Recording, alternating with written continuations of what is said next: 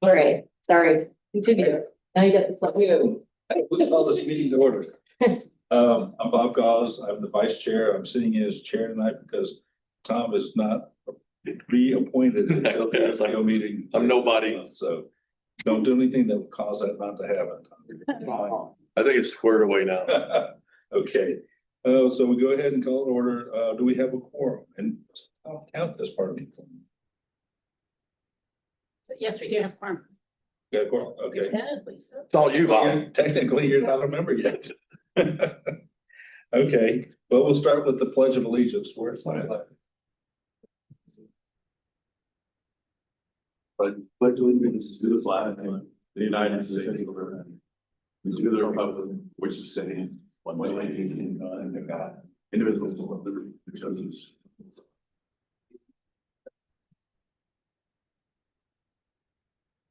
Okay, we're gonna first open this up to public comment. Anyone wishing to speak on a specific agenda item or under public comment sections, requested to fill out a public comment card and provide it to MPO staff. Speakers will be limited to 2 minutes. Do we have any public comment cards that have been turned in? No, we did No. not receive any. Do we have anyone online that is wishing to speak? It's going online. No one online. Okay, so we'll close that. And with that, we'll move to approval of the minutes for March 9th, 2026. Do I hear a motion? Motion. Motion. Second. Can't. I can't, because I'm nobody. So we got Ray as a second. Okay, all those in favor signify by saying aye. Aye. Opposed, same sign. All right, the meetings are approved.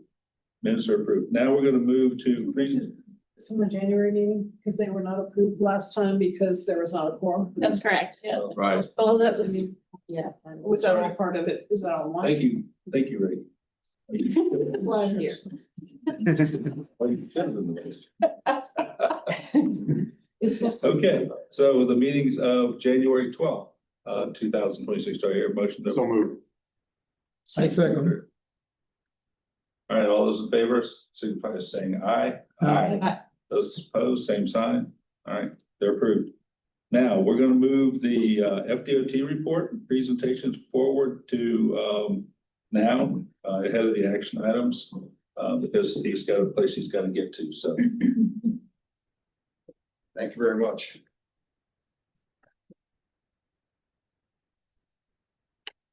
I'm Keith Robbins. I'm the District Safety Administrator for DOT District 1. I'm going to present to you tonight a thing on promoting traffic safety culture. It's an overview of our new safety strategic plan. There's copies up here. Please take one when you leave and you can look through it. Nina did a presentation this morning to the TAC, and I presume you're going to do it tonight as well, on organizing organization safety culture and on their plan. And it's a really excellent presentation, very well done, and it dovetails nicely into what we have done here. And ours dovetails into what you're going to see in the upcoming update to the state strategic highway safety plan. They're shown on the left. And this is a proactive approach instead of a typical reactive approach. The state has updated our Target Zero policy recently to take a more proactive approach, especially when it comes to behavioral sciences and education and outreach and being able to measure our performance in those areas. So we're not doing just the traditional performance metrics of, well, the numbers in crashes have gone down, so we must be doing something right. Because sometimes the crashes may go up, but that doesn't necessarily mean that you're doing poor. It's because we've got a lot more people that have moved here. So, the math thing kind of goes out. And I'm not a mathematician. My PhD is in history. So don't ask me to explain any of the formulas. But so that's where we're going. But in District 1, these updated statistics through 24 show that 2 people die and 7 are seriously injured every day on our roads in District 1. That's all of the roads in District 1. I can say, though, that the trends are coming down. The last couple of years, we have steadily gone down, which is a good thing. But what we're trying to do here is answer this question. What concerns you the most when driving? 74% of our respondents said other drivers. It's not that the roads are bad or that there's so much congestion. It's other drivers. So that is what we're trying to reach in our safety act and our safety strategic plan. This shows you and I'll read for you since it's kind of an eye chart. These are the emphasis areas that are included in the state strategic plan. And these are the numbers of fatalities and serious injuries in District 1 by emphasis area. And you can see at the top, the far out ways are lane departures, followed closely by intersections. And the next big number is aging road users and motorcyclists and motor scooters. So, and obviously distracted driving as well. So all of these have some sort of behavior aspect into them. Now, I will argue that the aging road users, one of the reasons the numbers are so high here is because typically as we get older, our bodies aren't as strong and resilient as a young person. So we tend to get hurt a little bit easier, unfortunately. So that's one of the reasons why those numbers are high. But it's also, we have a lot of older people that live in Southwest Florida, all the retirement communities that people come here for a reason. So that's another reason why that is. This number has shown a rise in motorcycles and motor scooters with the spread of e-bikes. We see them all the time, especially kids riding these e-bikes. I said this morning, I was on 44th Avenue just last week, and it was coming home, and there was a kid on an e-bike on the sidewalk that was keeping pace with me on the roadway. And he was wearing a bicycle helmet. At least he was wearing a helmet, but if he crashed going at that speed, his head would have split the same way that bike helmet does. They're not engineered for that. So a lot of the new regulations, legislation that's coming out on e-bikes are to address some of these needs and the rising number of injuries and crashes. And we'll take a closer look at both Manatee and Sarasota County in these same emphasis areas. These are the numbers reporting back in these counties. So Manatee County, unfortunately, is red in 3 of these, which puts you in the top percentages of these emphasis areas. But in Sarasota County, still all in the blue, which is a good thing. Now, one thing that we're looking at is a traffic safety culture. The subtitle of our plan is promoting a traffic safety culture. So when we look at traffic safety as a public health issue, and we really do, it should bring a higher level attention on this issue across the board. We see commercials and advertisements all the time about the impacts of smoking and drinking and all these other things and not eating right. But we don't hear enough about the irresponsible behavior or distracted driving, whatever it might be, and traffic safety is really pushing the numbers up there. Significant numbers, enough to make it a public health issue. Behavior is influenced by our beliefs. Communities gather around, like-minded people and all that. And so these cultural behaviors are influenced by not just those around us, but when we go from one community to another and cultures are different. And I'm not talking culture in the traditional sense, but just people in general. That you look at somebody's driving fast, well, they're not getting caught, so I can drive fast. It's that kind of culture that we're talking about, that kind of behavior. We develop beliefs in many different ways through experiences in different settings. Traffic safety culture is that shared set of beliefs in a group that affect behaviors related to traffic safety. So our strategies are geared to how do we influence those behaviors? How do we influence those behaviors? The old thing for drugs where they show the fried egg in the pan, this is your brain on drugs. That's kind of what we're looking at, something a little more up to date since it is 21st century after all. But how do we address these kind of behaviors? So this is what we're doing in our plan. And again, all of this is up here for you to read. These are direct shots right out of the plan. So you can read a little bit closer on some of these. But we tried to take the safe system approach, or we did take the safe system approach in putting this together. Just like the state plan, it's got 1, 3, and 5 year goals, and we'll update this every 5 years. The state plan is being updated this year. The last time it came out was in 23. So they're about on their record for that. And it's fostering a traffic safety culture, focusing on changing behaviors that can prioritize our efforts to get to zero fatalities and serious injury crashes on our roadway. I mentioned we use a safe system approach as a guide to build on this. And in here, it identifies lots of internal and external opportunities to collaborate with our partners. The big thing about this plan is it's not unique to just District 1. It's not a plan for what the District 1 staff can do to make the road safer. It's a cultural guide for us, but it can be used by all of our partners across the district as well. And when you hear Nina's plan a little bit later, you'll see how they've done a very good job in dovetailing on all of those same principles and themes in their own plan. And I will say that as a comment to the MPO here, they didn't have this as a guide to go by. Today is the first time we're handing this out. So they did a very good job in how they put their plan together. Now with ours, we have 3 different main objectives, and these are the strategies under each on how we plan to reach those. Advancing a traffic safety culture, strengthening partner engagement, and reinforcing safety successes. And then on the next few slides, these are the action items that we've identified in each one of them. And so you can go and see what's ongoing, what's going to be a midterm, short-term, or long-term action item. But there's not any projects in here. This is not, oh, we're going to put a roundabout at this intersection, or we're going to, reduce the lane width on this road. It's not that kind of plan. It is a cultural plan. It's a mindset plan. It's a thing to get people thinking about safety and prioritizing it in everything that we do so that we can get to that in a natural way.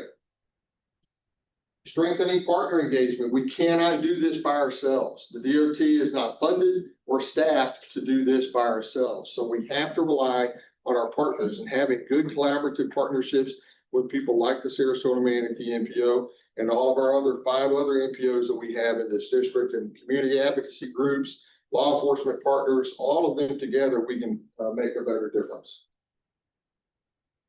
And last, reinforcing safety successes. Now, this is the one area where it does get more into the engineering aspect.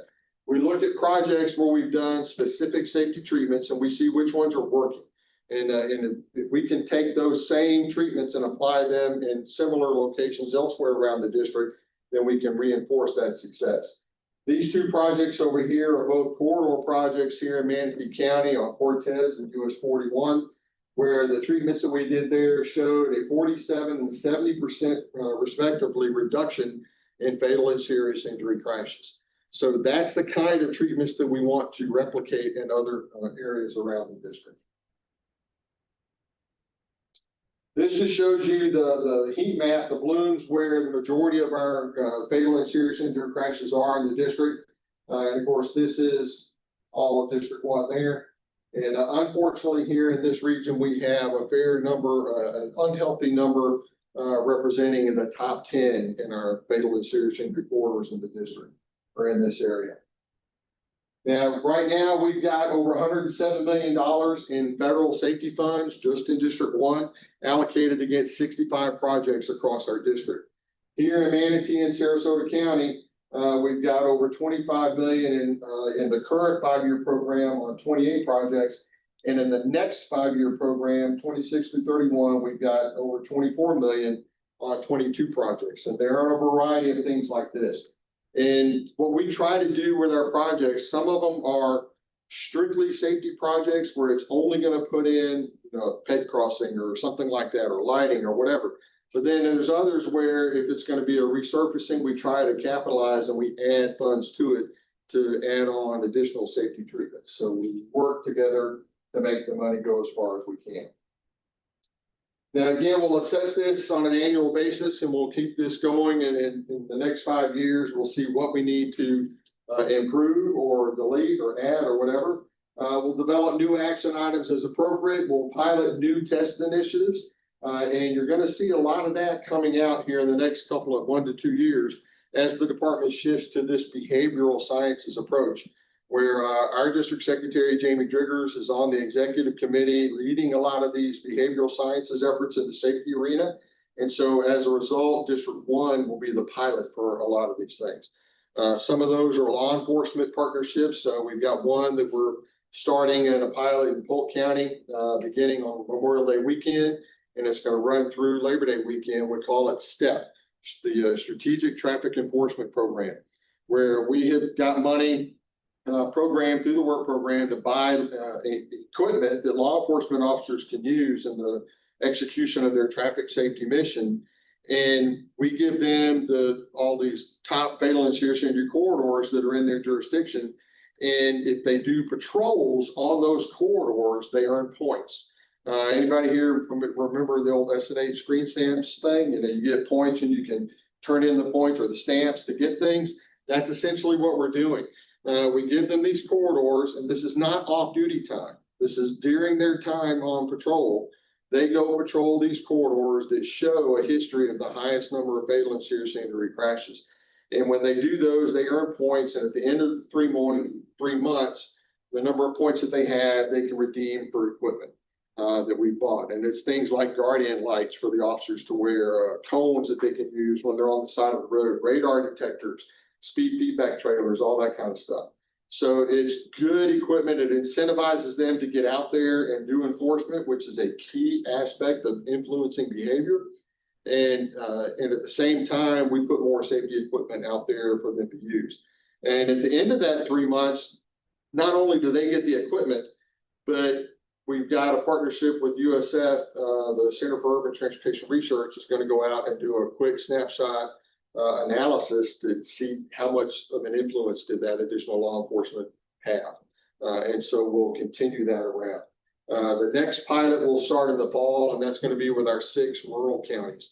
And then we'll be coming over here. I've already mentioned it to Sheriff Wells here, and he has expressed an interest in doing it here at Manatee County, and we'll have to follow up with Sarasota County. So again, reinforcing successful initiatives. If this program works, we've got another one that we're doing in schools that teaches teenagers the risks of driving if they're not doing it carefully. And that's taught by law enforcement officers. We've got a number of other things that are coming out that are in discussion right now, but so you'll see a lot more of these with the behavioral sciences influence aboard. So hopefully we'll be able to show improvement in this number at a more drastic rate. And I'll take any of your questions right now. Any questions from Tom? Yeah, having been on this committee for a while, we usually have a long discussion about safety and is our money being spent in the right place when we come up with this target zero thing every year and approving that or not approving that. And I was very impressed with the 2 projects you showed that showed a 70% and a 47% reduction in fatalities with safety funds being applied. That's what we're looking for. As a member, what I get most from, I'll say my constituents or people that live in my neighborhood is, why did it take FDOT takes so long to finish a project? Construction takes forever.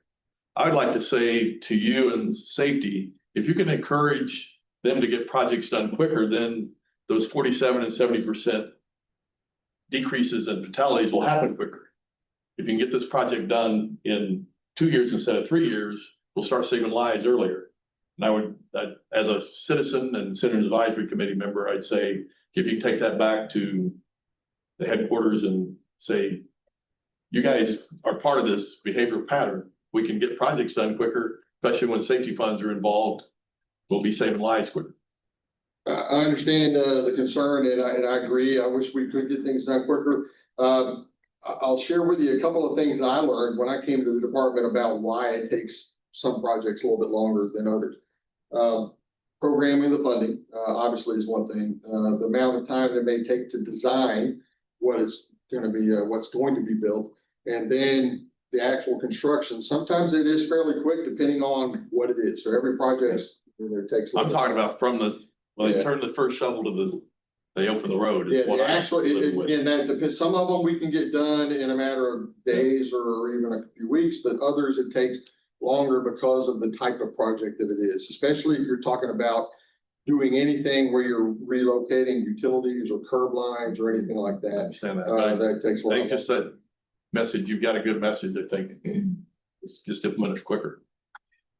Yeah, I understand, but there's some things that just unfortunately can't go any faster. And if there's right of way that we have to acquire for it, that adds a minimum of 2 years to it. Again, I'm talking about from the time as a public driving the roads, the cones go up Yeah. to the time the cones go down.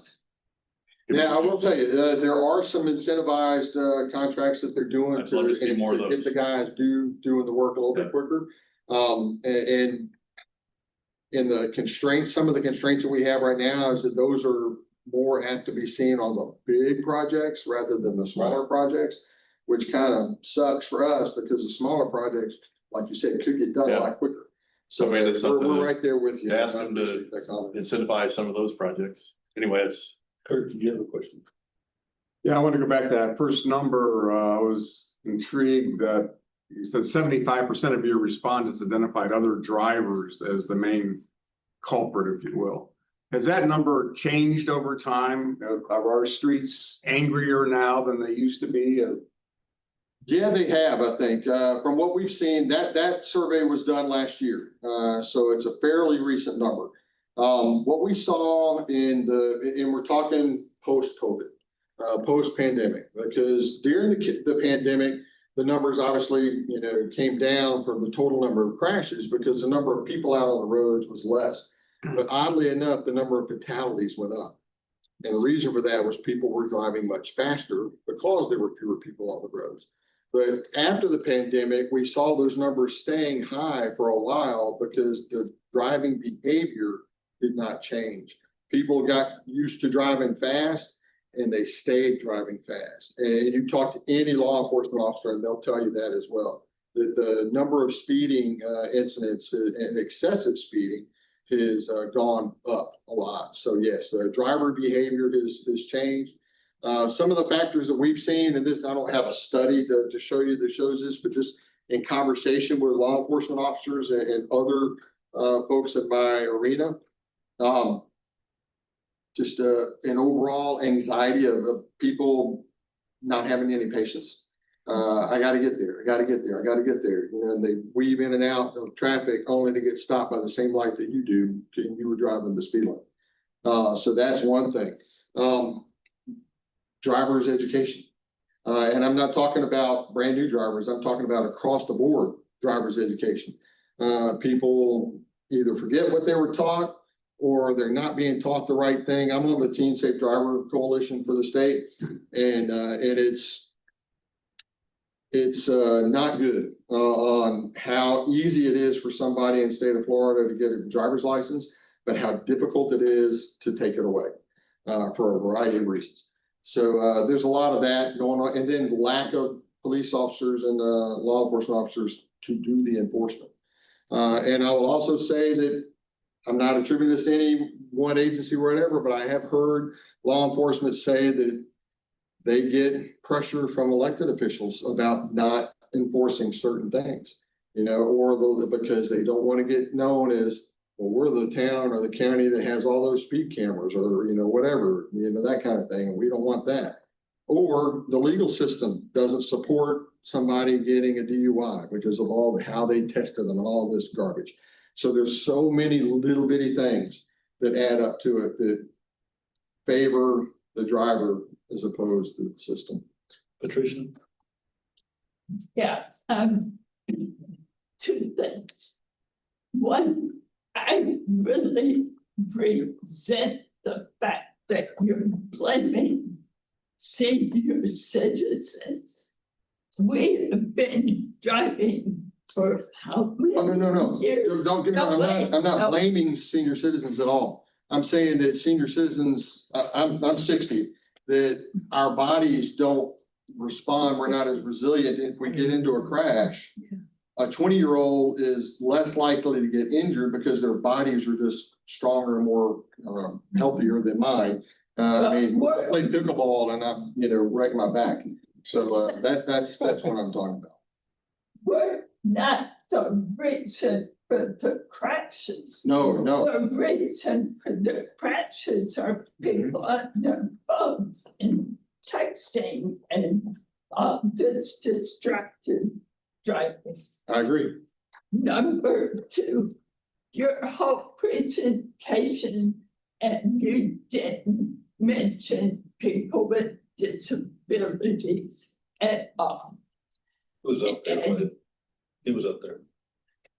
Wasn't spelled out, but it was up on the board. I did see, sorry. Ron? Yeah, hi, thank you for your presentation. I understand, the essence of culture being very important in this issue. What I don't get, what I didn't quite hear is, what are the specific work, what's the workflow? What are the parameters? What are you going to do to change culture? How do you do that? How do you change people's thought processes? How do you make them less anxious, less in a hurry? Because it's a good goal, but I really don't have a feel for how you do that. It's a very difficult objective to reach, in changing, really, we're looking at how can we change people's behavior? We can influence behavior, then, and we establish a culture of safety where people are thinking safety first, rather than I just need to get there no matter how. The sign that we've got, let's get everyone home safely. That kind of mindset should be in everybody's forefront on their minds, rather than I can make it to the next light and oh, it's about to turn red, but I'm gonna go through it anyway. Well, I understand the goal, and I understand what's in it, but what are the work elements? Would you have an advertising campaign on TV? Would you have, say, some kind of minimum required re-education? What is it that, what goes into the work plan to make this happen? A lot of those are listed in here on those charts that I showed you, a little hard to read on the slide, but they're in here. And yes, advertising, messaging campaign, working with law enforcement partners to do a little bit more on enforcement, strengthening education programs. That's one of the things we're trying to do. And like I mentioned, the team drivers. So there's a lot of different things that we're trying to address and push. But again, some of them are outside of the purview of the DOT's authority. So we have to work with our partners, either other state agencies or local agencies, to help push those. And in order to help push those, we have to get them to thinking that this is a priority. And so we can enlist the help of others to help us push those kind of. But yeah, everything that you mentioned that's all some of our goals. John? Dr. Robin, just real fast, I want to go back on something that Tom was talking about, because I struggle. FDOT demonstrated excellence when the Sanibel Bridge had to be rebuilt, 15 days and then 15 months to get it completed, right? No plan, nothing. It was just how it worked out. And so I think we've demonstrated with certain partners that we can get it done and get it done effectively, efficiently, and expeditiously. We go through this process of assessing the environment. By the time we get the study done, the environment's already changed. And so we keep playing this game. And I just think that some of this stuff is it could be impacting safety, but it's also taking a lot longer than it needs to, because you've demonstrated that in other projects that have been immediate, that needed to get done, maybe because of the population, maybe because it just has a great partnership there. So how do we expedite some of these projects to not take 25 years? I mean, it's.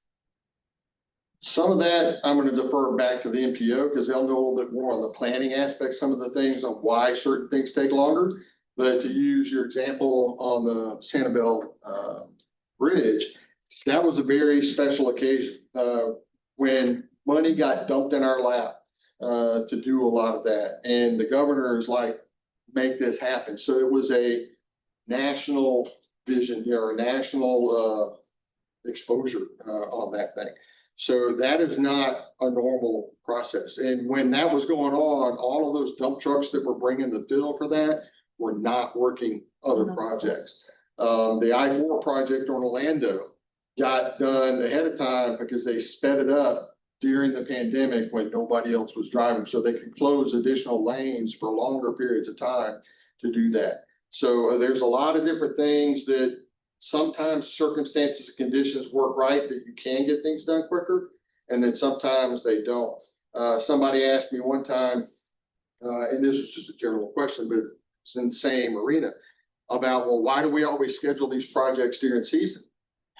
Well, some projects, even on a good thing, even if it takes, let's just say it's a 6-month project, pick 6 months in Florida when, especially now, when it's not season. And when it's really not, we have the weather to deal with. So when summer thunderstorms or, God forbid, hurricanes come through, that stops everything. And sometimes, like we've had here recently in the last few years, when a storm comes through, it's bad enough that it puts us back. But we have to go back and fix all the stuff that had already been done. And now to get back, so you can get caught up. So there's a lot of different things. It's hard to look at every single project and say, well, why can't they all be done, in 10 days, the way that bridge? And then all that was they got the bridge open. Sure. It was not for everybody to start going out there and have picnics. That got done. It was literally just to get the utility trucks out there so they could start recovery efforts on the. Yeah, I'm gonna go last. Couple things. One, I appreciate the presentation. I thought it was a great presentation. I personally don't like the fact that you've got that left turn on 41 from 53rd to 57th. Thank you. I personally don't think that it makes sense to require everybody that wants to make a left turn into the Honda dealership to go make a U-turn at 57th Avenue. So I kind of like to see the crash data, the 5 years of crash data, before that was done. And since that was done, I'd just like to see what were the accidents before versus what are the accidents now. You've shown a reduction, but I'm just curious. I know the last time I asked for this, Nina, you may remember this, I'm not sure. Sounds familiar. But the safety data only had one accident over a 5-year period, and it was a rear ending at an intersection. And it was used as the reason for making a left turn, closing a left turn at the street that served the business, and fundamentally business oriented, which is when you close access to a business, some people being able to make a left turn into a business, you have effectively hurt that business. And so when you do that, you have to have a really good reason. And saving lives is certainly a good reason. So I'm not saying it is, I'm just wanting to see the data so that I can feel like we really actually did accomplish something that was worth hurting the businesses for. Second thing is, really like the do not block intersection markings that I've seen on 41 and 301 in Bradenton. One of the things that I absolutely gets in my craw is when I see people blocking the intersection. Everybody's in a hurry, they pull up, they block the intersection. The next thing that happens is the light changes and nobody can get through the intersection, which causes a lot of angst, myself included. I've talked to Chief of Police in the city of Palmetto, and he would like, if the FDOT is of such a mind, that they could paint those intersection markings in Palmetto as well, because they do help. Secondly, when you talk about surging law enforcement, I think, although I don't know that like City of Palmetto doesn't have the manpower, you mentioned that they don't have the manpower, but I would love it if the DOT would find a way to help fund periodic surges in manpower for law enforcement at those intersections at like 7:30 in the morning or 4:30 in the afternoon, to where you put a couple of police officers just standing there. Don't even worry about the car being there, just standing there. And when they see someone block the intersection, they just pull into the KFC, just pull in right here. We're gonna write you a ticket. Now, you don't have to do that a whole lot of times before people know to quit blocking the intersection. They get the message once there's law enforcement. Law enforcement doesn't necessarily have the funds to do it. They don't even necessarily have the manpower, so I don't know if it can be done, but I know painting the intersection seems to help. Police officers writing tickets at those intersections really helps. So it's just my thoughts. Thank you. The last piece, I like that. That's something that we can look at trying to incorporate that into our STEP program.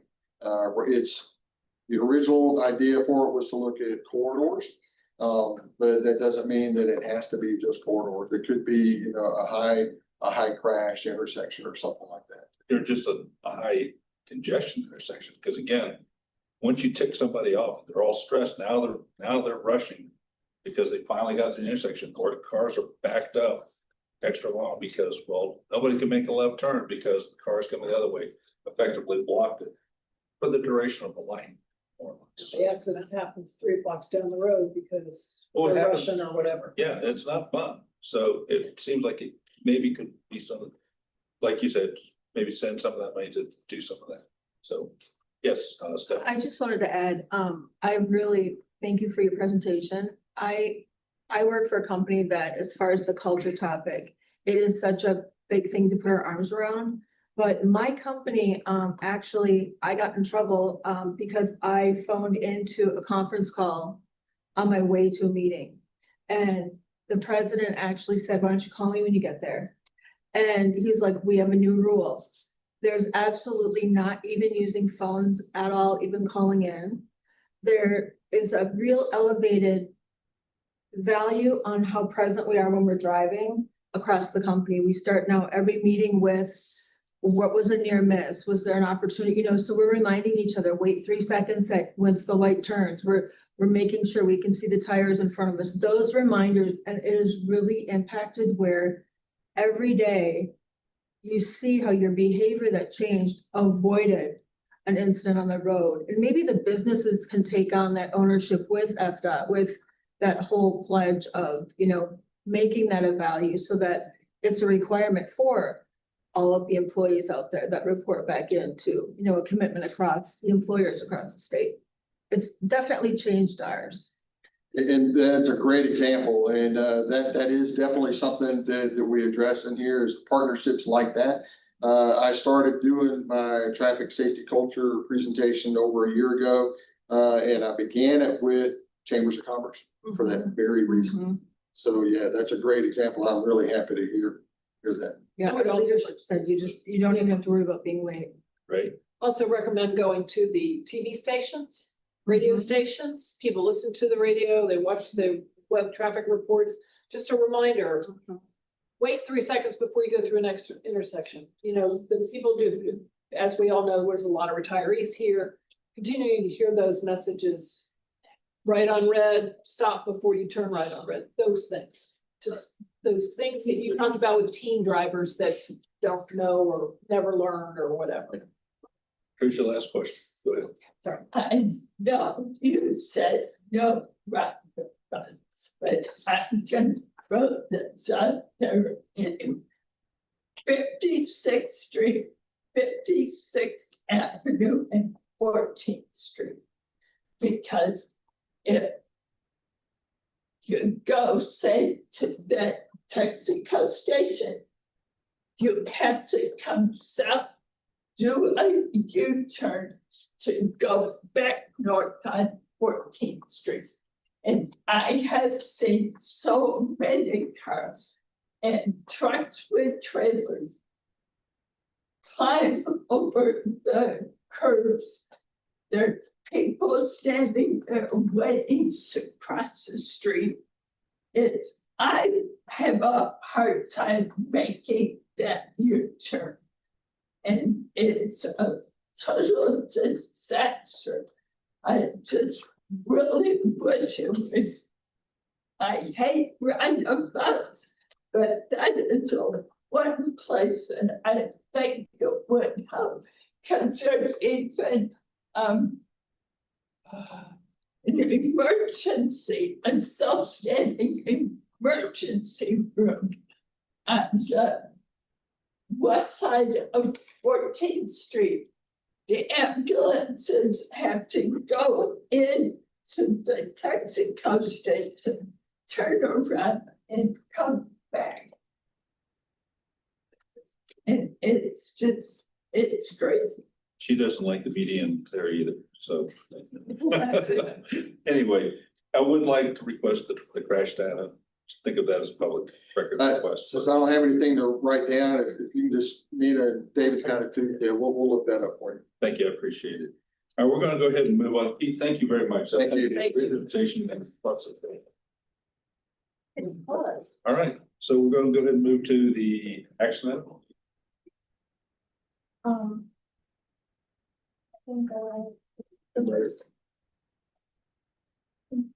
So the action item that you have right now is the tip amendment.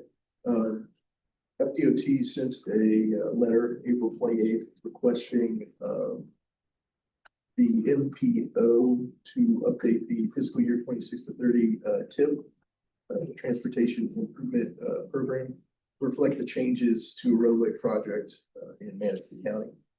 The project is 51st Street West from 53rd Avenue West to El Conquistador Parkway. What happened was, there were federal funds that were given in 2024 for just the construction phase and not the PDA and the design phase. So, the amendment is, the inclusion of the, funds for the design phase. Are there any questions? It's a mess over there. That whole area is so bad right now. They keep, anyway, how did this happen? I don't know how it happened. I just know that we saw it on our end and then ended up having to, have them do it. Have you driven? Never mind. I'll stop right there. It was used to put the median in on 14. Is that what that was? But be careful, your turning lane might be a roundabout soon. It looks at that road, all 3 in 2 minutes. Okay, so do we have a motion?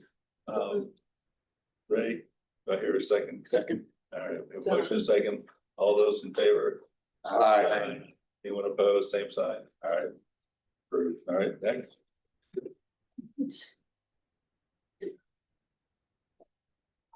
So for those of you who were here for the whole workshop and the excellent information that Ryan gave, we are adopting our next transportation improvement program at the board meeting on Monday, May 18th. So I'll give you some very quick high level information, but we're asking you to consider a recommendation to the board to approve the next tip.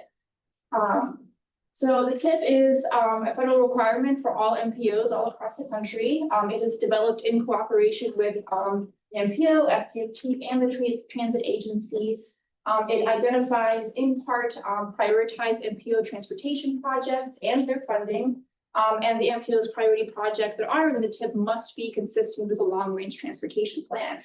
Our tip is then incorporated into the state transportation improvement program, and as Ryan mentioned, if there is inconsistencies, the reasons why we do the tip amendments is because it's not in the tip, then the funding does not become available for these projects. So it is a very important sort of step that needs to be taken. The current tip that we will be adopting on Monday, this whole entire process started in March of last year when we adopted the 2025 project priorities. So at our last CAC meeting in March, when we adopted the 2026 project priorities, that list will be used to inform next year's tip. So when we send the project priorities over to FDOT, we say these are the projects that we want you to consider for funding considerations, especially for the MPO's discretionary funding. When those funds become available, they then appear in the tip. And so that's what we're seeing in the adoption now. So that started in March. We received the project information from FDOT on April 6th. We received confirmation from FDOT that we have everything that needs to be included in the tip. So we got the go-ahead from them. And we are now currently in our 30-day mandated public comment period. So when the MPO considers adoption on Monday, they will also be including any changes that were made as a result of public comments. So I want to provide just a quick high-level overview of what we heard from the public comments so far. We've received 12 public comments to date. Public comment period ends on Monday. So none of the comments that we've received really have resulted in any major changes to the tip. So this is more informational stuff that we will also hand over to our agency partners as well. But the big themes that we heard first was around growth and development, noting that there has been a tremendous amount of growth and development, and we've had citizens really ask for the MPO and our partners to be mindful of environmental preservation, protecting our natural resources, especially around the I-75 corridor, our wetlands.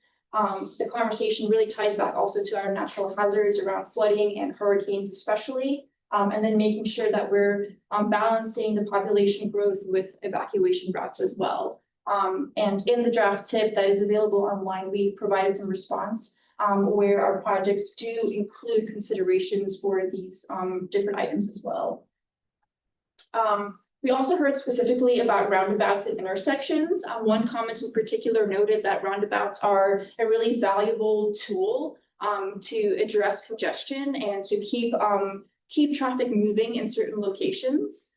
But we also had very specific requests for roundabouts on US 41 at Orange Ave, which is in City of Sarasota, Myrtle Street and Martin Luther King Jr. Way in City of Sarasota as well. Myrtle and MLK Way are FPO priority projects. City of Sarasota is working with FDOT and the MPO to find a path forward for those roundabouts. But currently a path has not yet been identified. And then the Orange Ave roundabout is listed as an unfunded need in our long-range transportation plan. So if funds were to become available, it is consistent with our plan and it could be prioritized.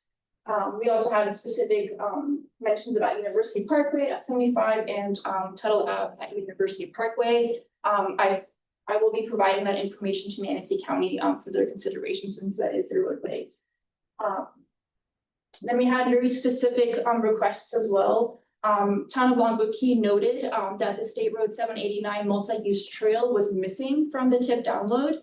We coordinated with FDOT and it was just a matter of how the data was provided. So we were able to resolve that and the project is now in the TIP, which is great news. There was a request for Breeze Transit to consider going fare free to match the MCAT system. And then also consideration for a new route. And then we had somebody request an assessment of safety on US 41 at Oscar Scherer State Park. This is the second or third time that we've heard about this. Oscar Scherer provides connectivity to the Legacy Trail network, and so we see a lot of bicyclists and pedestrians using US 41 to get into the park, but there's no sidewalk or bicycle lane. Folks are relying on the narrow shoulder against 55 miles an hour traffic. So that person submitted the response as well, and so that'll be provided to the board as part of the TIP adoption as well. So again, we have several MPO priority projects in the new TIP. There's at least 8 or 9 that are new that have construction funds lined up within the next 5 years. Doesn't mean it's going to start happening tomorrow, but the funds might be available in 5 years. So I think 6 of those are trail projects. So it's really exciting to see movement on the Florida Gulf Coast Trail as well, and including one safety project in Manatee County from our long range plan. So with that, I'll take any questions that you might have. Questions, anyone, John? Just real fast and I don't mean to bring up number 3, but it ties into our last conversation on the list. It's SR 684 Cortez Road at 75th Street West, which then goes right by those 3 roundabouts. That's a new road there. I mean, they have done a lot of work in that area.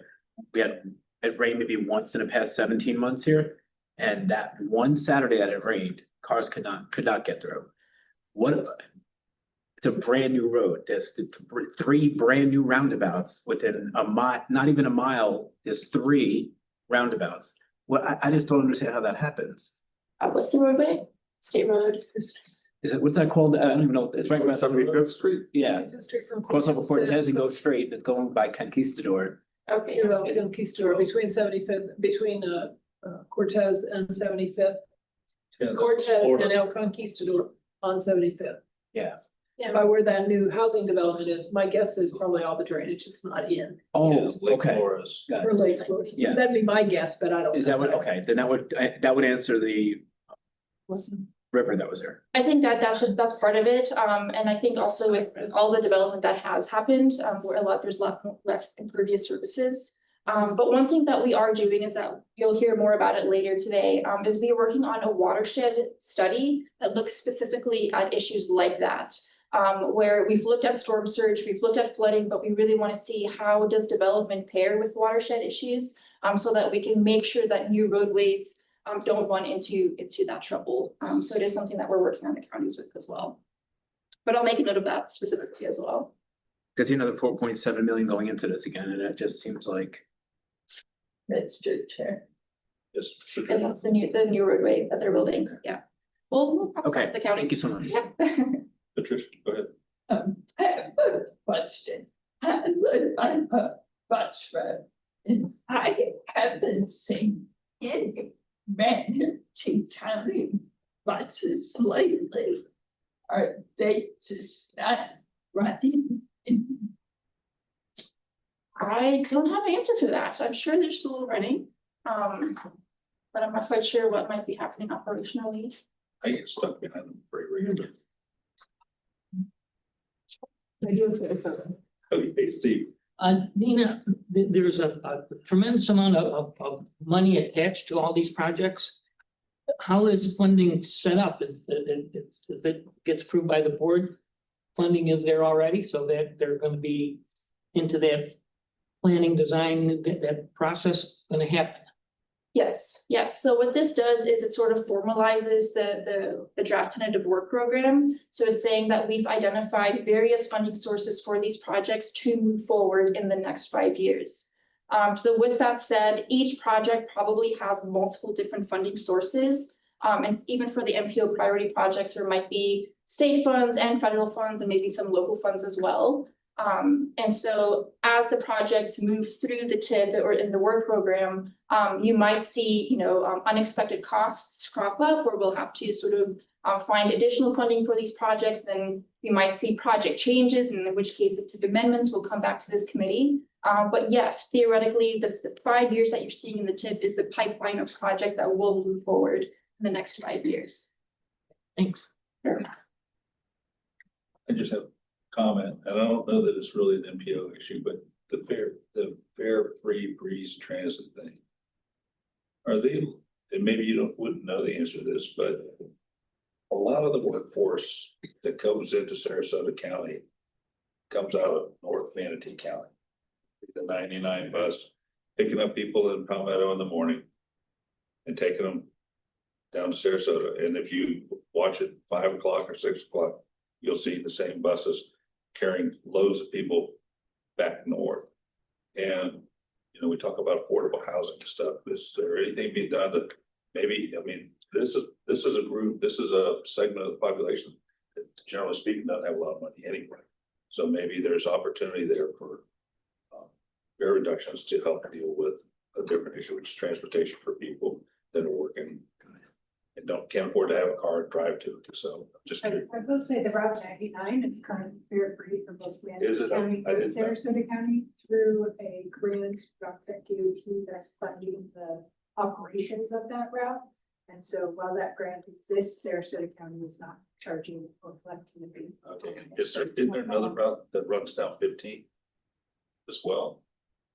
Towards Oneco and stuff. It's actually a Manatee County route. It's a Manatee County, Yeah, right? Manatee County as a whole, their fixed route system is fare free.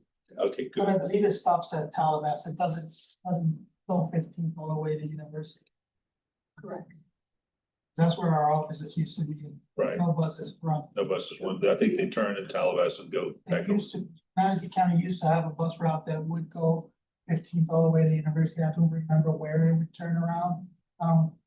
But that's been years since that bus. Okay. That route got revised. Okay, great, thanks. Anybody else have questions? All right, do you need a motion? Yes, please. Okay, I need a motion. Motion from John. Do I hear a second? Hi, sir. Second. Recommend project priority list is any further discussion? All those in favor say aye. Aye. All those opposed, same sign. Motion passes unanimously.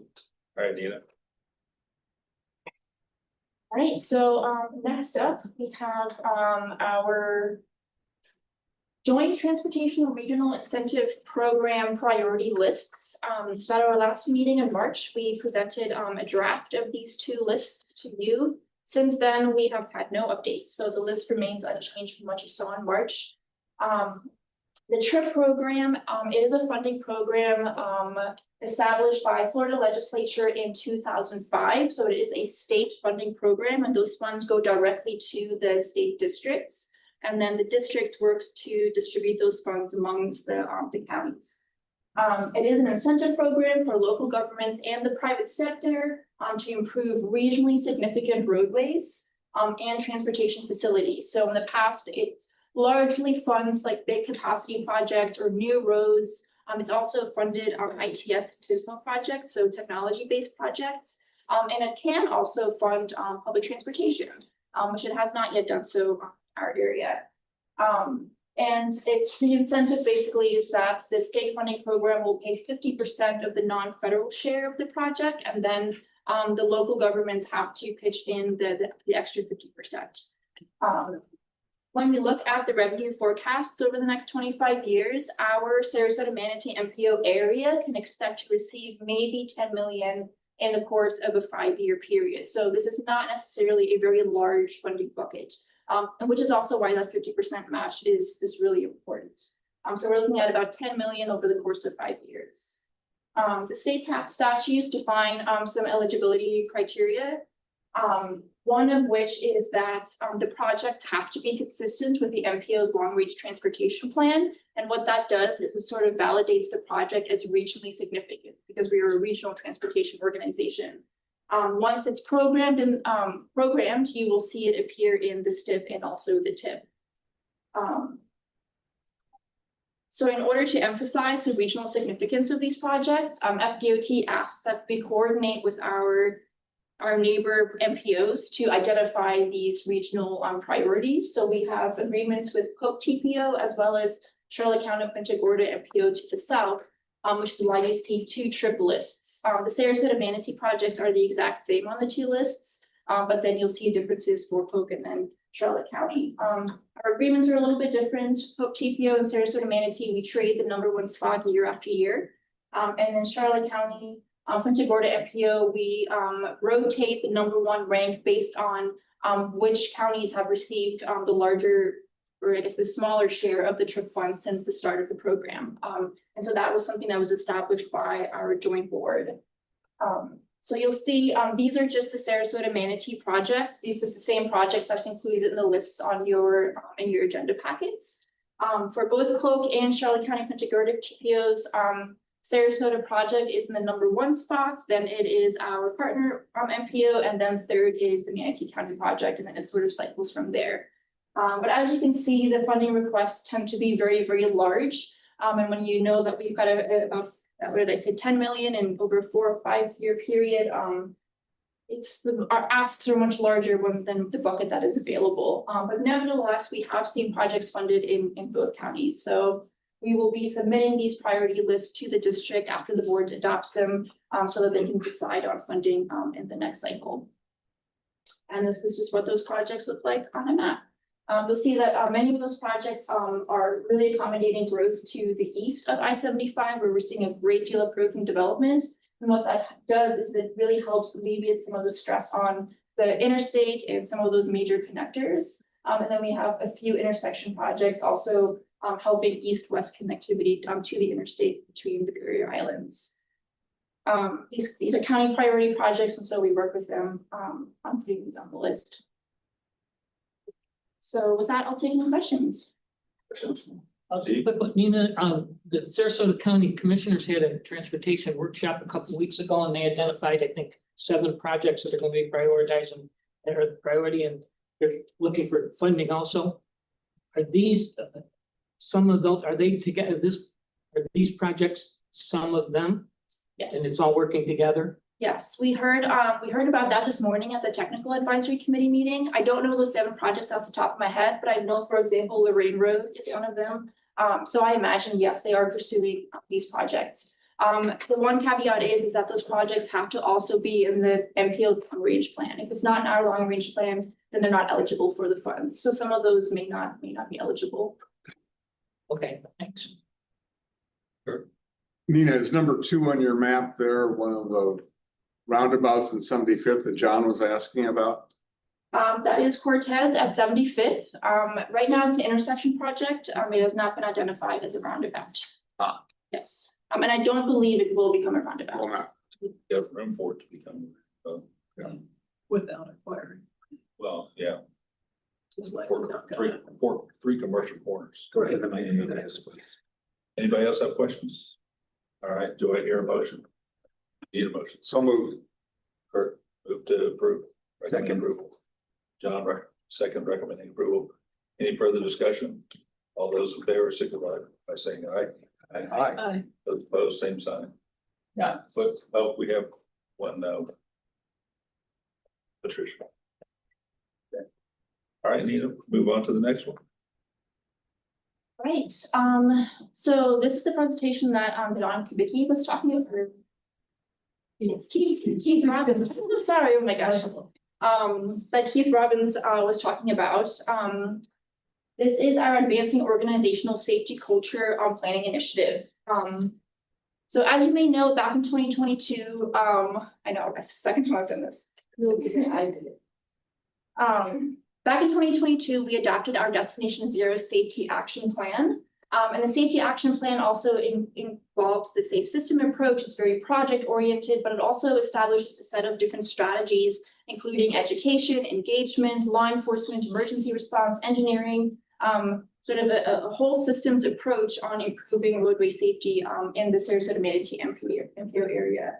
Since then, we've had several different safety initiatives, but we had the opportunity back in 2024 to work with Federal Highway Administration to pilot what they called a organizational safety culture self-assessment toolkit. And so this was really an opportunity for the MPO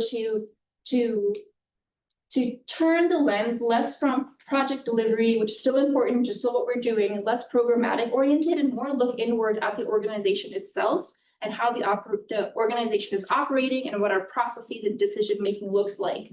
And the idea is to align the organization's operations and decision-making and processes with the programmatic piece of it so that the right projects get implemented for safety once we hit the tip in our planning.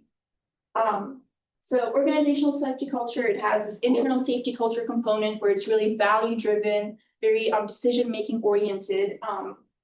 And then the flip side of this is the programmatic safety side of it is how are we seeing safety implemented in our planning studies and in things like the tip, which you've adopted, voted on today. So in starting out, we wanted to really get an idea of what are other transportation agencies doing around organizational safety culture. We know that the literature is out there. There's a lot of research on safety culture from an organizational lens.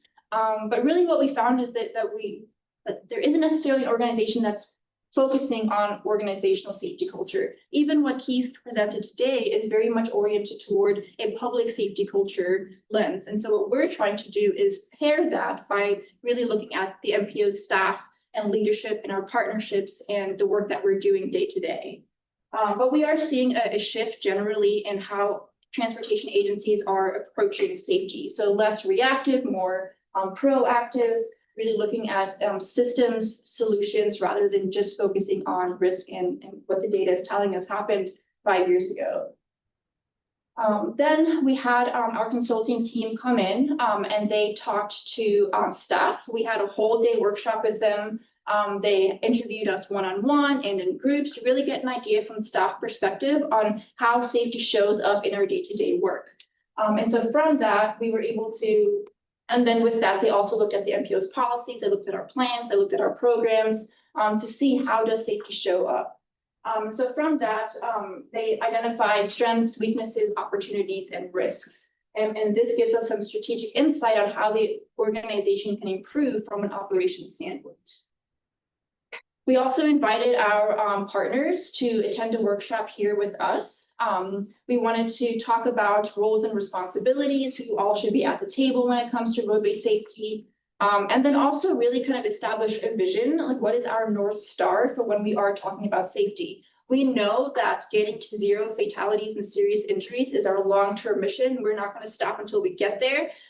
We'll keep working on it every day for the rest of our lives. But day to day, what is going to inform our decisions? What from a day-to-day standpoint, what values am I internalizing that will drive safety in my decision-making as a planner?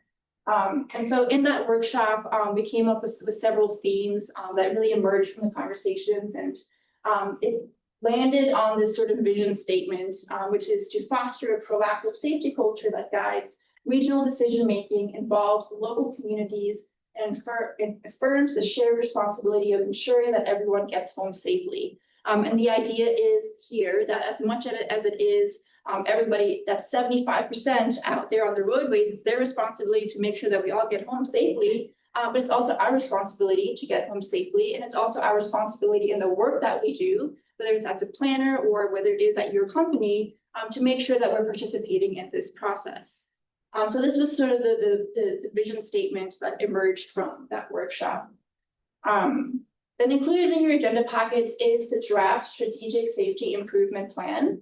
And it's really driven by this Destination Zero initiative, this idea that we want to get to zero fatalities and serious injuries. And it's kind of the operational blueprint for moving us into that direction. It is a strategic guide to inform our organizational culture and operations. It is an internal guiding document for MPO staff and MPO leadership to drive that organizational change. It's something that our partners can pick up as well, but it's really geared towards the internal operations. And it's something that we'll revisit year to year to make sure that it is still relevant, and if we need to adjust it at all to accommodate changing priorities. Some of the key next steps that came out of it was expanding training and empowering staff to really have a good core understanding of what it means to do good safety planning and engineering and outreach, and also empowering staff to talk about safety and to bring up safety at every turn. We also want to formalize our frameworks for cross-agency collaboration. You've heard Keith say this as well. We do not work in a vacuum. It is absolutely essential for the MPO to lean on our partnerships. The MPO as an organization is an organization of partnerships.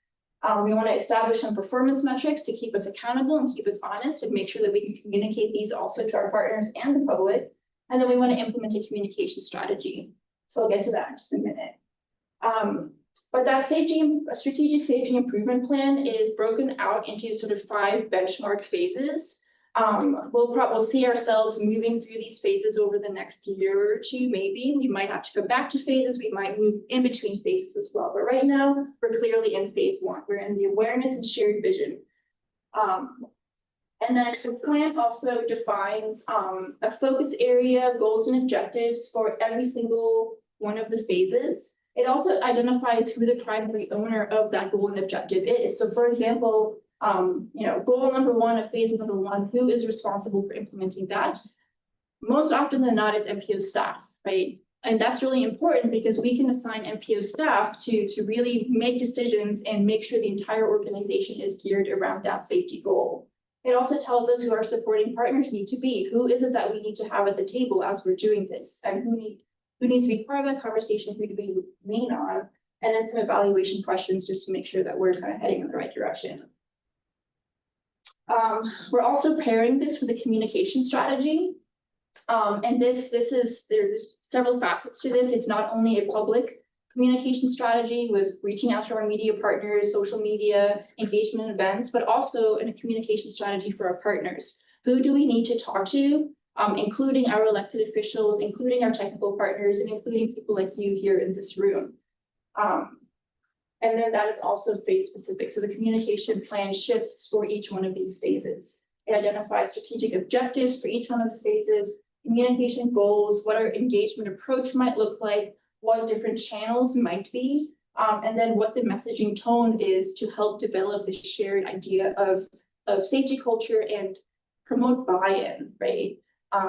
And the most important part about this plan is that we want to make sure that we have our destination safety action plan, but we want to make sure that we have an internal culture that will help us get to that plan. Because I think it's very easy to say that we really, really care about safety, but that we don't have a plan in place to really make that happen day to day. And so this is really going to help us sort of connect those dots. So we'll be bringing this to the board on Monday and basically asking them for their approval for us to take this and run with it. What's really great about this plan is that it's not prescriptive. It doesn't say on day 1, we're going to do this. It allows us to take phase 1 and then workshop it and say, okay, how are we going to implement this? So we'll be asking approval from the board really to move forward with implementing this. All right, do we have any questions? All right, do I hear a motion to recommend approval of the advancing organization? So Tricia, yes, Ray, second. Is there any further discussion? Hearing none, all those in favor signify by saying aye. Aye. Opposed, same sign. Passes unanimously. All right, now we need the MPO report. I'm not even gonna let you sit down. So in addition to organizational safety culture, we've got several other planning initiatives going on. We are working on an update to our prioritization process. This is the process by which our local agency partners, your jurisdiction, submit projects to the MPO. And then we score those projects against the goals and objectives identified in the long-range transportation plan. And that then puts together the list of project priorities that then feeds into the TIP. So we're updating this process. It's something that we do every few years. The final deliverable of this will be the updated process and the updated web tool that we use to actually score the projects. Most recently, we actually met with all of our local agency partners. We met with the people who are submitting these projects, and we wanted to know what is working well, what is not working so well, where are the headaches, and where are the opportunities for improvement. So we have a workshop with them on May 27th. Where we'll synthesize what we heard and make recommendations for improving that process and the tool, and get their feedback and buy-in before we actually implement those changes. And the idea is that we'll have this updated by our next call for projects, which will go out in late September or October. And then we'll hang out to our consulting staff for a few months just for some technical support. So that's what we're. What's ECHO Interactive? Eco Interactive is a very cool, it's a service provider, basically organized around project tracking. So you're able to put your projects into the tool, and it'll track funding, it'll track project phases, it'll track project information. And so Eco Interactive is what we've been using to manage our TIP. And we want to feed the project prioritization process into it as well, so that we can track projects from the list of project priorities into the TIP, and then have everything at one place to see how project information has changed over time. Is that incorporated into the FDOT system as well? It's not. It's not.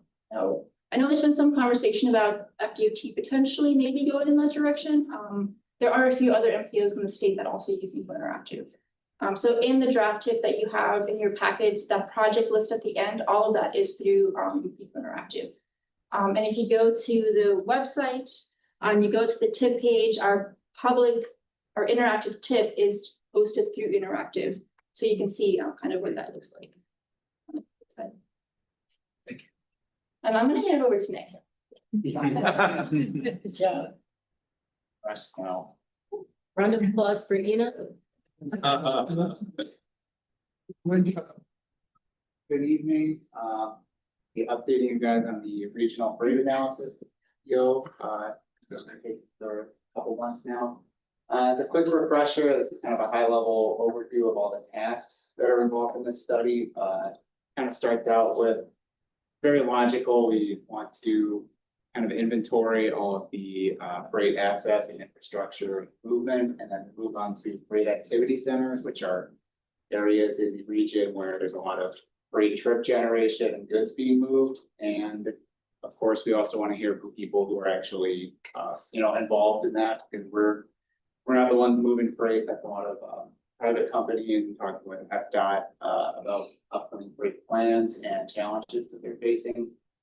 And so those are all currently in progress. And then in the future, we're going to be looking at freight mobility. So looking at like traffic data and pulling from like truck GPS, like TomTom and things like that. And through that, we'll have a better picture of where freight's originating, where it's going, and how much it's moving through the region.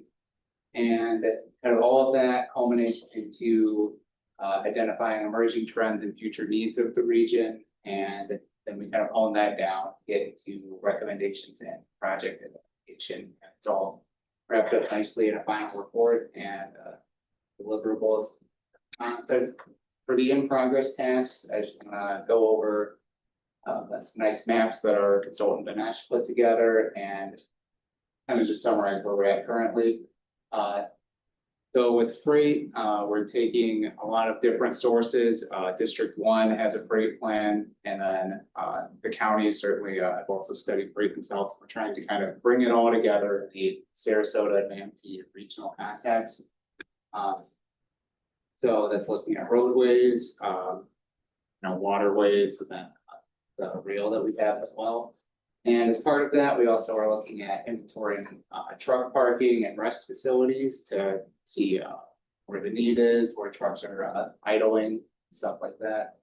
And then we've also kind of done a preliminary high level look at movement analysis that we're going to dig into more later.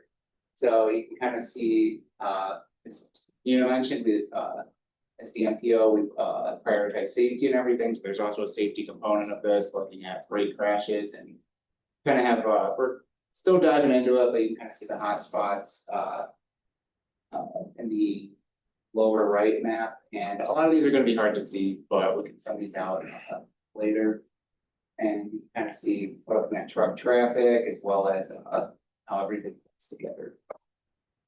And for the activity center analysis, FDOT has at a kind of high level identified areas where there's a lot of freight activity going on. And we're starting from that, but then looking at the parcel level in the area and kind of refining those boundaries to make them, more accurate, I guess.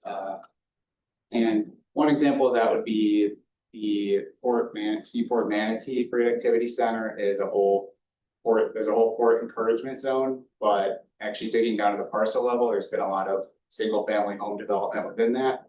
And so we're kind of clipping those boundaries, and that is the kind of issue that leads into our next part of the analysis, which is looking at future land use and growth patterns. And for these freight activity centers, kind of identifying where development there might be some friction. If you're having, warehousing, heavy freight, but then there's land or potential future residential growth flooding it, that create some issues and be flagged. And the result of this is kind of seeing how all these freight activity centers link together, how they link to our freight network and get out of the region and bring freight into the region. And then, as I said, we're going to have fact sheets for each of these centers and identifying the amount of goods being moved, type being moved, and identifying some of those issues along with resiliency, with where which of these centers might be particularly vulnerable to weather events, flooding, kind of thing. And with these maps, again, you can kind of see at a high level some of the work we've done with emerging freight activity centers. We've got a lot of new development and new freight activity centers that weren't captured initially when when FDOT did these activity centers, and then kind of just see them all go together. And then for stakeholder engagement, we did a nice field trip a couple months ago at Seaport Manatee. So there are certainly people we're talking to, and actually it's an update for my TAC presentation this morning. We have pretty much finalized the list, and we're starting to get interviews scheduled to kind of hear from industry professionals and FDOT, and kind of getting a big picture of people who move and plan freight and get an understanding that will ultimately better our understanding of freight as it exists, as emerging trends, and then also the needs that we need to take into consideration. And with that, I can take any questions about the regional freight analysis. All right. Any questions? All right. There are two more studies to hear about, and then. We're excited. So the last two studies we want to give you updates on. The first one is the watershed and transportation asset analysis. And this is a study that is building on the vulnerability and resiliency work that was done by the MPO back in 2023 and 2024. So it's helping us to better understand and identify transportation infrastructure vulnerabilities to things like storm surge, flooding, watershed, which Nina kind of touched on briefly when she was talking earlier about some of the projects that we have going on. So currently the team is wrapping up task 2, their data collection, integration, and regional flood modeling. So this task is about establishing a data framework for conducting analysis. So there's a lot of data sources out there that different jurisdictions are utilizing. We're trying to take all those pieces of data and put it together into like a regional model that speaks the same language that everyone can look at and understand. So there are some gaps and work that still needs to be done. But once that is completed, the consultants will move on to task 3, which is the transportation asset analysis. To kind of figure out what data we should be using for that, we did conduct stakeholder interviews with 9 different organizations to find out what is the current data available that they've been utilizing and ensure that our efforts are aligned with their efforts that they've already invested into resiliency and vulnerability work. We also had a survey out to get some more detailed information on localized flooding, kind of like what John brought up at the roundabouts. Are there instances that they've experienced within their jurisdiction that might not show up on modeling efforts that have been done so far? And then later this summer, we'll have a workshop bringing in those stakeholders to say, this is what we heard from you. This is what we think we should use for this regional model. Does it make sense? And hope to gain their buy-in and make sure there's not any gaps in the analysis that we've done. The next and final study you'll have to hear about is the regional transit feasibility study. And this is really about taking a look at what transit is available now and what are the unmet transit needs within the region. And help us identify actions and strategies and potential funding to address some of those unmet needs. So currently the study team is conducting an assessment of all the plans that the MPO has done on transit. Each of the transit agencies have completed, as well as FDOT. And the next step will be defining what those unmet needs are. We will have some stakeholder interviews with the transit agencies and FDOT to get a better understanding of what needs they've heard about. We'll also be hosting a stakeholder workshop to identify challenges and limitations in the region. I think Ina had mentioned earlier about some of the land uses and design and whether or not that's supportive to transit. It was either you or Keith, even though I know you look totally different. But, and then lastly, there'll be a survey open to the public to hear what their needs are, and it'll be open to both riders and non-riders to find out where are there opportunities for improvements to transit to be made. So we're trying to get into the habit of coming to you with kind of updates on the studies that we're working on in the throughout the year. Sometimes we have more detailed information. Dana was able to provide, wrapping up the organizational safety culture study, but in any case, we want to at least give you a brief update of where we're at and what we're working on. So if you have any questions, we'll be happy to take Questions? Tom. Go ahead. Yeah, Adrian. I have a question about the watershed. Yeah. Asset analysis. You said you're in the middle of the regional flood modeling. I know during Hurricane Ian, the only information that I could get publicly about the Mayaca River levels was at Mayaca River State Park. And then a storm surge, I assume, at the coast. Are you going to get some modeling that shows what the level of Mayaca will be at I-75 and US 41? We hope to do some different scenarios of flooding and how it impacts the actual transportation infrastructure. Okay. So like what roads are blocked and what kind of impacts. I would strongly request that when you do the model, have them have some sort of projection tool that can combine storm surge and downriver runoff. And what that does to the water levels, because I know 75 flooded at Mayaca River. Right. 41, I don't know, but those are 2 locations I could not find on the USGS website that they have flow monitors that would give me any kind of indication of what historically they've done. And Tom, that burn broke there too, behind Hidden River. Excuse me? The burn broke behind Hidden River because of what you're talking. Yeah, the cave went underwater, yeah. Yeah. So, but there's some void in the USGS database in that area. Other questions, Stephanie? How are evacuation routes taken into consideration as far as prioritizing the areas that you evaluate? Evacuation routes is part of that analysis and the modeling as well. I just didn't mention it. I could only put my notes, so. So I apologize. No, you did great. Patricia? Nine, the vanity bus. When I took it to SRQ, just to pick up a sunflower lamp. Where they let you off. It's almost a quarter-mile walk to the terminal. And that's a long walk.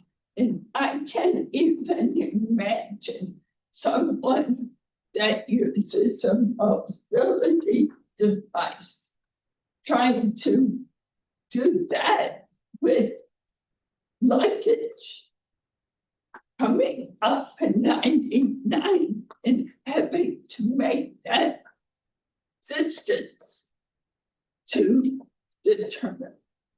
And I brought this up like a year ago when I did that. And I mean, it was exasperating. I don't know what the answer is, but at other airports, buses come right up to the terminal, and I don't know why they aren't allowed to at SRQ. I know that SRQ is updating their master plan. They just are starting that to kick off that effort. SRQ is updating their transportation, or not their transportation, updating their master plan, which may include some changes to the airport. That ground transportation project, which pushed the bus loop out a little bit farther. They did make some improvements in a coordinated effort with the MPO, FDOT, and the transit agencies to get the shading added to that loop. Originally, it was just a sidewalk out there. So there have been some efforts to try and improve that.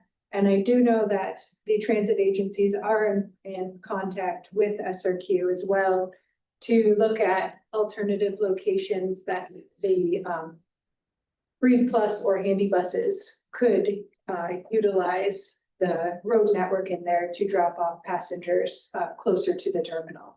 So I don't have an answer, but I do know that those discussions are happening. Thank you. Yeah. Any other questions? I have one, one of the things that I've started to see is like the freebie ride share that the CRAs are doing. Mhm. And I've heard some comments where they want to try and expand that maybe a little bit outside the CRAs. Is the IPO looking at any of that as something that may warrant funding? What I've observed is a fair amount of it is people using it to get to the grocery store that maybe don't have alternative means to get to the grocery store, and they're starting to use it. I see a freebie parked outside Publix often, times. I don't know if you guys see similar things, but I'm seeing it as something that is serving a real purpose. But maybe if you don't live inside the CRA, Yeah. then there's a significant amount of areas that are pretty close to that CRA that maybe. And I think the cities are talking to like Manatee County to say, hey, can we get you to expand this a little bit, because I'm seeing is showing a benefit. Yeah, I would not be surprised if that comes out of the unmet needs analysis and looking at the different types of transit service that could be provided to address some of those needs. I mean, the study could include things even like water taxi might be an option. I know they have one in Manatee County right now. And maybe expanding that into Sarasota County or something of that sort. So expansion of freebie or similar types of service, definitely.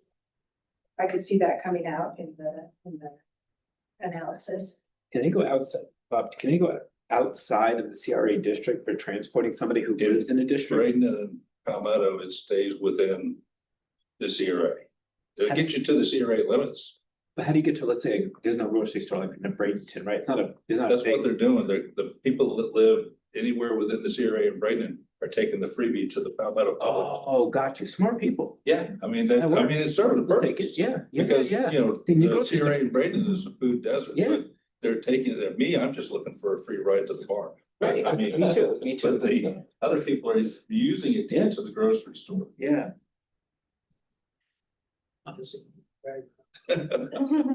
Okay, Just, sorry. uh, okay, Carl. I'm just curious, who are the stakeholders that we keep referring to? Well, it depends on the study, so, in the And this was regional recent. transit feasibility study, the stakeholders will range from the general public, anyone, to like transit agencies themselves. So the interviews are gonna be with, transit agencies and FDOT, their, multimodal office. The workshop will likely be more technical people, but the survey would be to the general public. So riders and non-riders within the MPO 2-county region. Just a real quick question for you on the feasibility piece. I know I was watching the workshop that took place on the Manatee County side this past week. Talked about different modals of transportation. How do you do a study if there's no bike lane there? How do you track if a bike lane is needed or that people would use it? The question came up a couple of times on that meeting and I'm just, just trying to understand. 'Cause I don't think it's a waste of time. I think it's an important conversation. Right. I think looking at travel patterns of people and the different modes choices that they do make, there's gonna be some people that will utilize a roadway on a bicycle regardless of infrastructure. And then there'll be others that would never use it, unless, you know, a separated grade separation, you know, different levels of comfort to utilize. How do you warrant the need or demand for it though? How do you warrant? How do you know what I'm saying? Like, if you don't have a traffic counter out there, because there's no lane there now. Right. How do you get to that place? It's just like, well, this looks like a good idea. Let's try it. Well, No, seriously. Yeah, Okay. yeah. Usually you're looking at what travel is out there already, what is in the surrounding area. Are there demands that would draw those people in to utilize that? And then sometimes it comes down to political will and funding. Okay, thank you. All right, anyone else? All right, well, thank you very much. Yeah. I think now we are to once around the table. So we'll start with Tom or Start with me. I missed the minutes, when the March 9th minutes. The first item on the bottom of the first page, it says Tom Ratsky, City of Palmetto. It probably needs to be changed to Sarasota County. So, all right, do I hear a motion to amend the minutes? does it need that word? Okay, second. All in favor? Anyone All opposed? right, then I got a couple other things. Okay, Where I live down in South Sarasota County, there's been in the news, a lot of issues about 3 projects. The Minnesota Beach Road Extension, the Blackburn Point Bridge Replacement, and the Venice Airport Master Plan. Is the MPO, I just want to ask, the MPO involved in any of those? So I don't have to, I could say I don't have any sway in as the citizen advisory person on any of those 3 projects, okay? You're not involved, but we're happy to get you in touch with the right people. I don't really, I just have people come to me asking, and I know it's a major public outcry on all of them for different reasons, but I can't really make any difference in making a comment at this meeting. Okay, thank you. all right, Ron, could I note one thing? I would say, Tom, in terms of the Venice Airport, there is a major resident Oh, yeah. communication group that's very concerned about it. They've been having a number of meetings with city administration. Right. Those are gonna go on. So anyone that's asking you questions, I would have them, you know, get. I think it's the people from those meetings have been contacting me, so. Yeah, it's ongoing. Yeah. There's a lot of issues that they brought up. Ron. Thank you. Ron Ginsberg. It's my first meeting. I can see from the discussion that I've got a lot to learn. Okay, so I'm willing to do that. Just a little bit about me. I am a semi-retired physician. I'm on the Longboat Key Planning and Zoning Commission. And one of the reasons I felt, being here would be valuable would be the synergy between what we need on the islands and other barrier islands too, and then the regional, general requirements. If we have any problems on the barrier islands, especially Longboat Key, it's getting off the island in season. There are times when you cannot get off. Both the North Bridge, the Longboat Pass, and the New Pass bridges are backed up, and it's a dangerous situation. If you had an emergency vehicle that had to get to a hospital, you couldn't get there. You might get a helicopter, but you know how long that takes. And also from a standpoint of environmental waste, cars backed up, idling there constantly and so forth, it's a real problem. And if you look at the surveys every year that we take of the town, everything is very good. Everybody loves living in Longboat Key, except for the traffic. Okay, so we've got some real issues, and I hope that we can discuss that a little bit, and I can bring some perspective to that to the committee. Otherwise, I want to thank you for allowing me to be here, and I look forward to cooperating with the committee in the time to come. Okay. Thank you for being here. Pardon me? Thank you for being here. Oh, my pleasure. I'm honored. Make that tough drive over here. It's not an easy drive. That's right. It's not an easy drive, yeah. I'm Carl Sig. I'm a professional engineer. And I've spent a good bit of my early career in transportation planning, construction, and know a good bit about it. And I've also been involved in the political arena. What is glaring to me, I'm really just trying to get involved, get a feel for the way things are put together. And I may not really be able to do anything about it. But I noticed, particularly with the increasing land development and the loads on our roads, traffic loads, they seem to be clearly exceeding the capacity.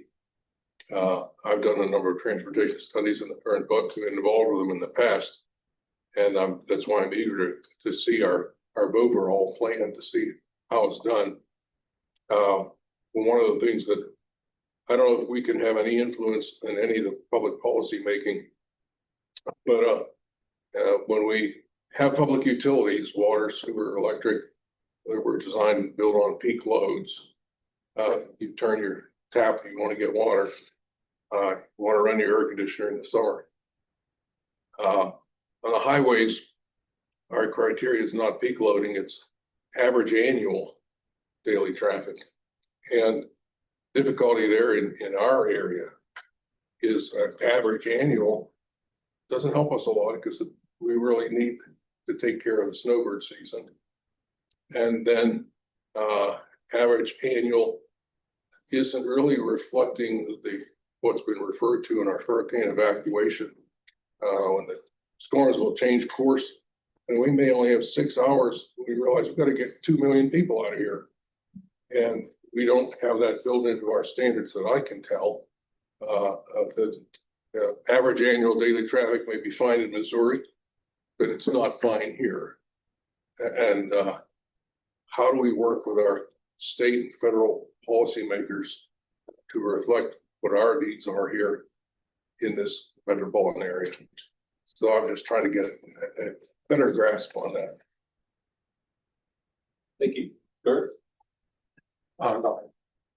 Greg? Patricia? My name's Pat. I have a voice communication disorder, but don't let it stop me from letting my voice be heard. And I will sit here, stand up for people with disabilities at every meeting that I go to. Steve, you already used your turn, but no. I'm kidding. Go ahead. I'm good. Good as well, Bob. Good, John. Very good. All right. Well, guys, thank you very much. I'm assuming that by our next meeting, Tom will be starting again officially, and Thank you guys. Everybody's right. All got motion to adjourn. Yeah, right, please. Motion to adjourn. Motion to adjourn. No, you don't need a motion, you just adjourn. All in favor, aye? Before you on the two things, one, in addition to the tip, the UPWP, which Ryan, for those who were here, UPWP, their 2-year budget, operational budget is also open for public comment. We encourage everybody to take a look at it and provide comments if needed. Even though it's a final and it's more for approval, it'll just have to be amended pretty soon, just because additional funding coming through the transfer from one year to the other type of deal, so it doesn't incorporate the funding that is transferring from this year from this 2-year cycle to the new 2-year cycle. So take that in consideration, but it's not a full scope of what the MPO's funding will be. In addition to that, starting tomorrow, we have a general contractor coming in to start working. That's all the yellow tapes that are everywhere. To begin opening walls up and preparing for us to finally get our AV system installed. So all that starts tomorrow. The reason why I'm saying that, not that it really involves, is that we will be a little bit limited access as far as the office goes, but feel free to reach out to staff, phone or email. Obviously we'll all be working, but we'll be a little bit scattered. And one You more, guys wanna stop by? one more thing, Nina accepted another position, so. And yeah, so I wanted you to be able to say your goodbyes, and she won't be at your next CAC meeting, but she's done a good job helping out the MPO, and she'll still be in the transportation world, but we're definitely gonna miss her. She's. We go on to study at Sarasota, so I'll be staying close. Yes. Oh, wow.